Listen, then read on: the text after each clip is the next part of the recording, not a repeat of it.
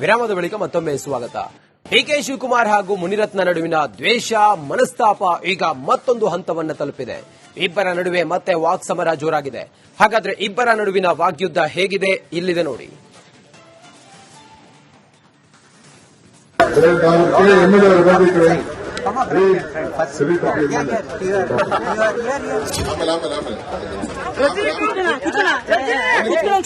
ಈ ಕಾರ್ಯಕ್ರಮಕ್ಕೆ ನನಗೆ ಆಹ್ವಾನ ಇಲ್ಲ, ಆದ್ರೂ ಈ ಬೆಂಗಳೂರಿನ ನಗರದ ಒಬ್ಬ ಪ್ರಜೆಯಾಗಿ ನಾನು ಇವತ್ತು ಬಂದು ನಿಮ್ಮ ಜೊತೆ ನಾನ್ತೀನಿ, ಎಲ್ಲರ ಜೊತೆ ಮುನಿರತ್ನ ರಾಜೀನಾಮೆ ಕೊಡಬೇಕು. ಅವ್ರ ಜೊತೆ ಪಾದಯಾತ್ರೆ ಮಾಡಿದವ್ರು MLA ಆಗ್ತಾರೆ. ಇಷ್ಟೇ ಅವ್ರ ಅಜೆಂಡಾ. ಸರ್, ನಾನ್ ಸಾಯೋದು ಇಲ್ಲೇನೆ, ನನ್ನ ಸಾಯಿಸೋದು ಇವರೇನೆ. ನಾನ್ ರಾಜೀನಾಮೆ ಕೊಡಲ್ಲ. ಇನ್ನೂ ಒಂದೆರಡು ರೇಪ್ ಕೇಸ್ ಹಾಕ್ತಾರ. ಪಾಪ ಯಾರೋ ಹೆಣ್ಮಗಳು ಹುಡುಕ್ತಾವ್ರೆ, ಯಾರು ನೋಡ್ಕೊಂಬತ್ತಾರೋ ಗೊತ್ತಿಲ್ಲ, ಅವ್ರ ಮನೆ ಹಾಳು ಮಾಡ್ತಾರೆ. ಡಿಕೆಶಿ ವರ್ಸಸ್ ಶಾಸಕ ಮುನಿರತ್ನ ಕರಿಟೋಪಿ ಕಾಳಗ.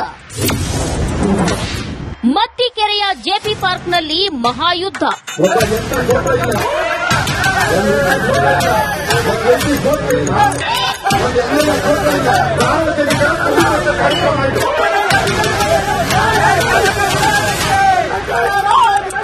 ಹೈ ಡ್ರಾಮಾ, ಗದ್ದಲ, ಆಕ್ರೋಶ.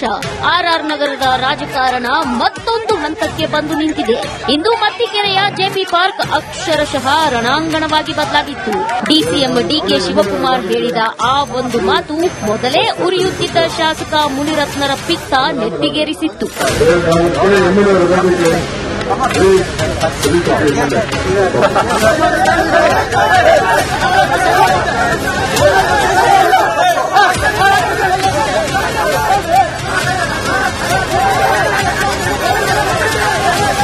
ಆರ್ಎಸ್ಎಸ್ ವೇಷ ಟೋಪಿ ಧರಿಸಿ ಜೆಪಿ ಪಾರ್ಕ್ಗೆ ಬಂದ ಬಿಜೆಪಿ ಶಾಸಕ ಮುನಿರತ್ನರನ್ನ ಡಿಸಿಎಂ ಕಪ್ಪು ಟೋಪಿ MLA ಬಾರಯ್ಯ ಅಂತ ಕರೆದ್ರು. ಇದೇ ನೋಡಿ ಈ ಮಲ್ಲ ಯುದ್ಧಕ್ಕೆ ನಾಂದಿ ಹಾಡಿದ್ದು.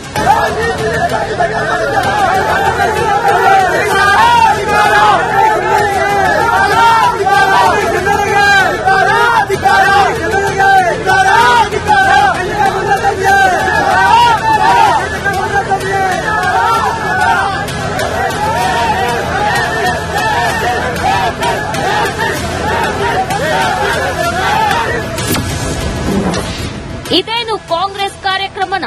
ಸರ್ಕಾರದ ಕಾರ್ಯಕ್ರಮನ, ಕಾಂಗ್ರೆಸ್ ಕಾರ್ಯಕ್ರಮನ? ಇದು ಸರ್ಕಾರದ ಕಾರ್ಯಕ್ರಮನ? ಬರೀ ರೌಡಿ ಶೀಟರ್ಗಳಲ್ಲಿರೋದು, ಬರೀ ರೌಡಿ ಶೀಟರ್ಗಳು. ನೋಡಿದ್ರಲ್ಲ ಅಲ್ಲೇ ಮಾಡಕ್ಕೆ ಹೆಂಗ್ ಬರ್ತಾ ಇದ್ರು.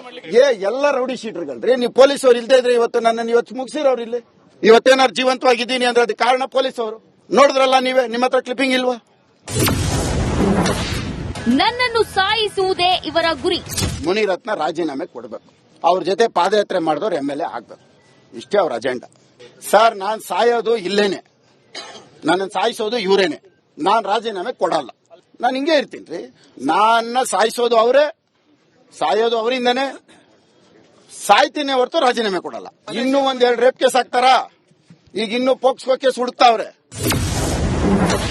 ಡಿಕೆಶಿ ಮುನಿರತ್ನ ಮಧ್ಯೆ ಮಾತಿನ ಸಮರ. ನಾನು ಹೇಳ್ತಾ ಇದ್ದೀನಲ್ರಿ, ಇಡೀ ದೇಶ ಇವತ್ತು ನಾವು 100ನೇ ವರ್ಷದ ಕಾರ್ಯಕ್ರಮ ಇದು ನಮ್ದು. ಇವರು ಸ್ನಾನ ಮಾಡದೆ ಅಲ್ಲುಜ್ದೆ ಬಂದ್ ಕುಂತವ್ರಿ ಬೆಳಗ್ಗೆನೆ.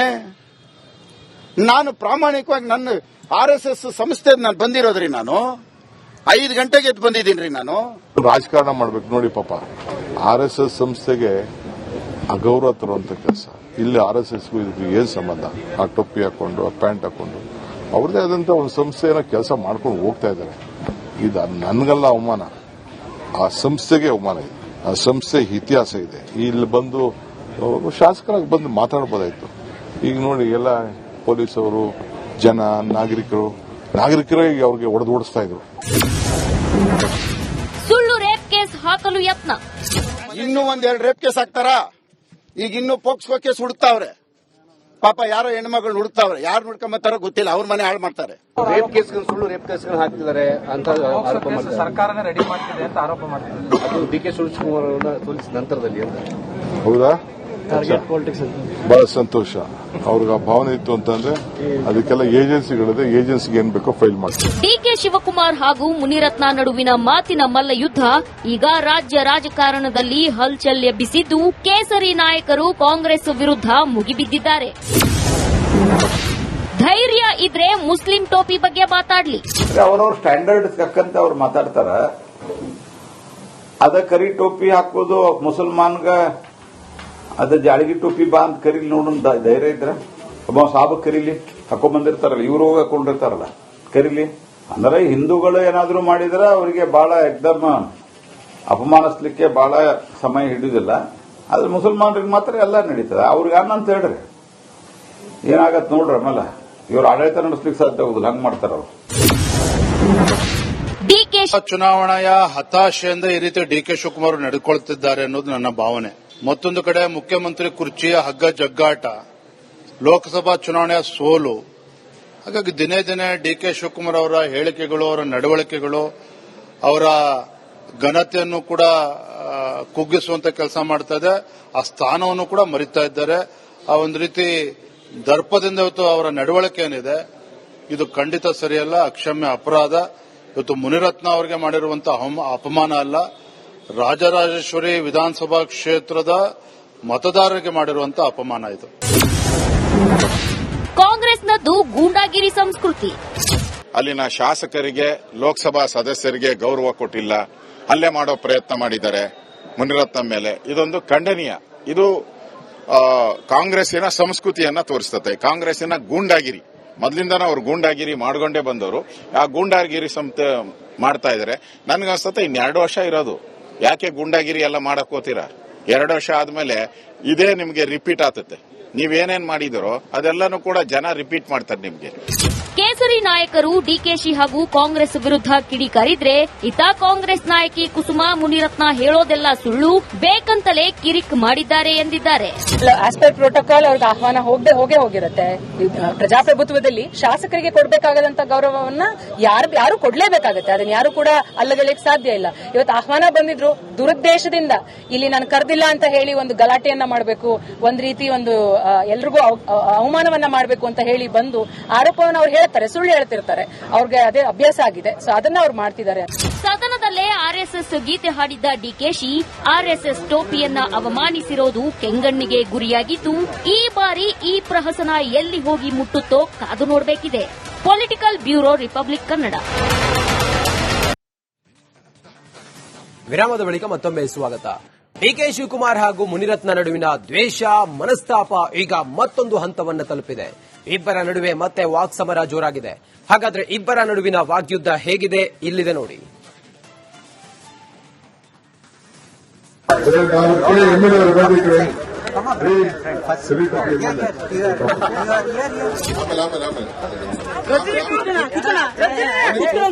ಈ ಕಾರ್ಯಕ್ರಮಕ್ಕೆ ನನಗೆ ಆಹ್ವಾನ ಇಲ್ಲ. ಆದ್ರೂ ಈ ಬೆಂಗಳೂರಿನ ನಗರದ ಒಬ್ಬ ಪ್ರಜೆಯಾಗಿ ನಾನು ಇವತ್ತು ಬಂದು ನಿಮ್ಮ ಜೊತೆ ನಾನ್ತೀನಿ, ಎಲ್ಲರ ಜೊತೆ ಮುನಿರತ್ನ ರಾಜೀನಾಮೆ ಕೊಡಬೇಕು. ಅವ್ರ ಜೊತೆ ಪಾದಯಾತ್ರೆ ಮಾಡಿದವ್ರು MLA ಆಗಬೇಕು. ಅವ್ರ ಅಜೆಂಡಾ. ಸರ್, ನಾನ್ ಸಾಯೋದು ಇಲ್ಲೇನೆ, ನನ್ನನ್ನು ಸಾಯಿಸೋದು ಇವರೇನೆ. ನಾನ್ ರಾಜೀನಾಮೆ ಕೊಡಲ್ಲ. ಇನ್ನೂ 1-2 ರೇಪ್ ಕೇಸ್ ಹಾಕ್ತಾರ. ಪಾಪ ಯಾರೋ ಹೆಣ್ಮಗಳು ಹುಡುಕ್ತಾವ್ರೆ, ಯಾರು ಹುಡ್ಕೊಂಬತ್ತಾರೋ ಗೊತ್ತಿಲ್ಲ, ಅವ್ರ ಮನೆ ಹಾಳು ಮಾಡ್ತಾರೆ. ಡಿಕೆಶಿ ವರ್ಸಸ್ ಶಾಸಕ ಮುನಿರತ್ನ ಕರಿ ಟೋಪಿ ಕಾಳಗ. ಮತ್ತಿಕೆರೆಯ ಜೆಪಿ ಪಾರ್ಕ್ನಲ್ಲಿ ಮಹಾಯುದ್ಧ.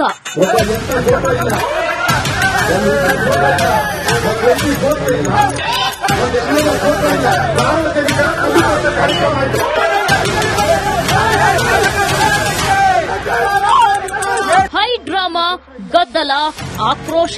ಆರ್ಆರ್ ನಗರದ ರಾಜಕಾರಣ ಮತ್ತೊಂದು ಹಂತಕ್ಕೆ ಬಂದು ನಿಂತಿದೆ. ಇಂದು ಮತ್ತಿಕೆರೆಯ ಜೆಪಿ ಪಾರ್ಕ್ ಅಕ್ಷರಶಃ ರಣಾಂಗಣವಾಗಿ ಬದಲಾಗಿತ್ತು. ಡಿಸಿಎಂ ಡಿಕೆ ಶಿವಕುಮಾರ್ ಹೇಳಿದ ಆ ಒಂದು ಮಾತು ಮೊದಲೇ ಉರಿಯುತ್ತಿದ್ದ ಶಾಸಕ ಮುನಿರತ್ನರ ಪಿತ್ತ ನೆತ್ತಿಗೇರಿಸಿತ್ತು.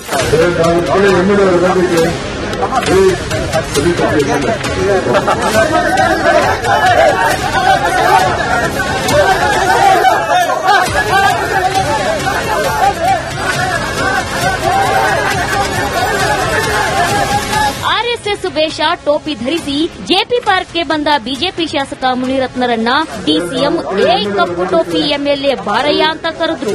ಇದೇ ನೋಡಿ ಈ ಮಲ್ಲ ಯುದ್ಧಕ್ಕೆ ನಾಂದಿ ಹಾಡಿದ್ದು.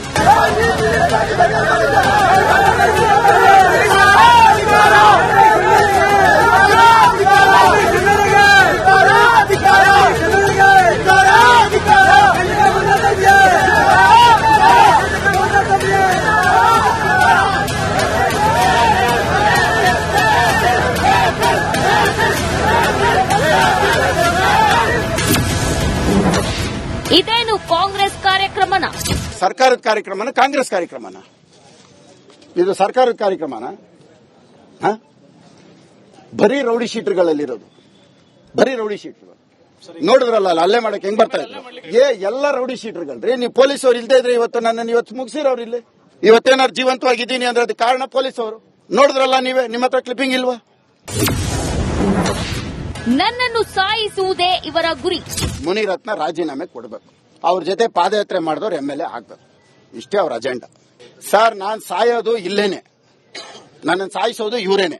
ನಾನ್ ರಾಜೀನಾಮೆ ಕೊಡಲ್ಲ, ನಾನು ಹಿಂಗೆ ಇರ್ತೀನಿ ರೀ. ನನ್ನ ಸಾಯಿಸೋದು ಅವರೇ, ಸಾಯೋದು ಅವರಿಂದನೇ, ಸಾಯ್ತೀನಿ ಹೊರತು ರಾಜೀನಾಮೆ ಕೊಡಲ್ಲ.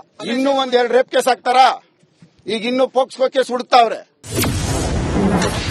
ಡಿಕೆಶಿ ಮುನಿರತ್ನ ಮಧ್ಯೆ ಮಾತಿನ ಸಮರ. ನಾನು ಹೇಳ್ತಾ ಇದ್ದೀನಲ್ರಿ, ಇಡೀ ದೇಶ ಇವತ್ತು ನಾವು 100ನೇ ವರ್ಷದ ಕಾರ್ಯಕ್ರಮ ಇದು ನಮ್ದು. ಇವರು ಸ್ನಾನ ಮಾಡದೆ ಅಲ್ಲುಜ್ದೆ ಬಂದ್ ಕುಂತವ್ರಿ ಬೆಳಗ್ಗೆನೆ. ನಾನು ಪ್ರಾಮಾಣಿಕವಾಗಿ ನನ್ನ RSS ಸಂಸ್ಥೆ ನಾನು ಬಂದಿರೋದ್ರಿ. ನಾನು 5 ಗಂಟೆಗೆ ಎದ್ದು ಬಂದಿದ್ದೀನಿ ರೀ. ನಾನು ರಾಜಕಾರಣ ಮಾಡ್ಬೇಕು ನೋಡಿ ಪಾಪ. RSS ಸಂಸ್ಥೆಗೆ ಅಗೌರವ ತರುವಂತ ಕೆಲಸ. ಇಲ್ಲಿ RSSಗೂ ಇದಕ್ಕೂ ಏನ್ ಸಂಬಂಧ? ಆ ಟೊಪ್ಪಿ ಹಾಕೊಂಡು, ಆ ಪ್ಯಾಂಟ್ ಹಾಕೊಂಡು ಅವ್ರದೇ ಆದಂತ ಒಂದು ಸಂಸ್ಥೆಯನ್ನ ಕೆಲಸ ಮಾಡ್ಕೊಂಡು ಹೋಗ್ತಾ ಇದ್ದಾರೆ. ಇದು ನನ್ಗಲ್ಲ ಅವಮಾನ, ಆ ಸಂಸ್ಥೆಗೆ ಅವಮಾನ ಇದೆ.